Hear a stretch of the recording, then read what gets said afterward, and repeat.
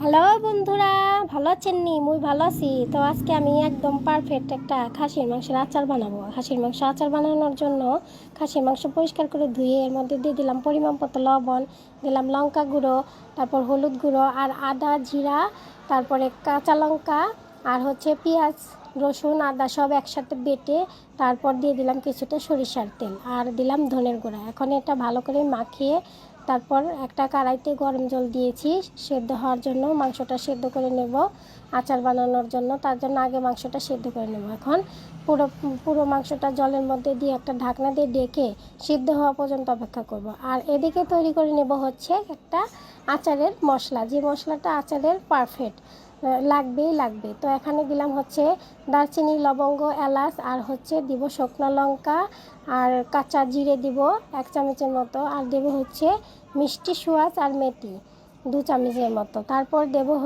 কাঁচা সরিষা, এটাও ভেজে নেব। এখন এই সব উপকরণ একটু চালাচালি করে নিব। আস্তে আস্তে চালাচালি করতে হবে যেন মশলাটা পুড়ে না যায়, কারণ মশলাটা পুড়লে আচারটা টেস্ট হবে না, বাসনাটাও ভালো হবে না। এখন আমি একটা কড়াইতে কিছু পরিমাপ বেশিটা সরিষার তেল দিয়ে দিলাম কাঁচা জিরে আর গোটা গোটা রসুনের গুঁড়া। এখন এই রসুনের সাথে দিয়ে দিলাম গোটা গোটা পেঁয়াজ। তো এই আচারটা পেঁয়াজ আর রসুনের টেস্টটা আরও বেশি হয়। তো দিলাম পরিমাপ মতো লবণ, যেহেতু মাংসে আমি লবণ দিয়েছিলাম তার জন্য। আর দেবো ভাজা জলপাই।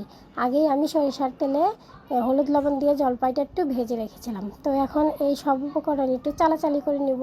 চালাচালি করে নেওয়ার পরে ভেজে নেওয়ার পরে আমি দিয়ে দিব সেই সিদ্ধ করা মাংস। আমি ভালো করেই সিদ্ধ হয়ে গেছে, মাংসটা ভালো করে নিয়েছি।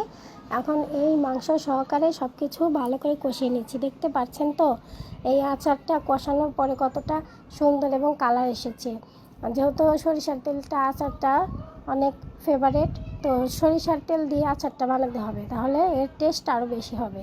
আর এখন বাটা মশলাটা দিয়ে আর গ্যাসের ফ্লেমটা মৃদু আছে রেখে আমি একদম আচারটা নামিয়ে নেব। আর এই আচারটা খেতে কী যে মজা হয়েছিল আমি বলে বোঝাতে পারবো না। তো সাথে ছিল রুটি, ভাত আর খিচুড়ি, আপনারা যে কোনো সাথে এটা খেতে পারেন। আর একটু সরিষার তেল দিয়ে ফ্রিজে রেখে প্রায় অনেকটা দিনই এই আচারটা খাওয়া যায়।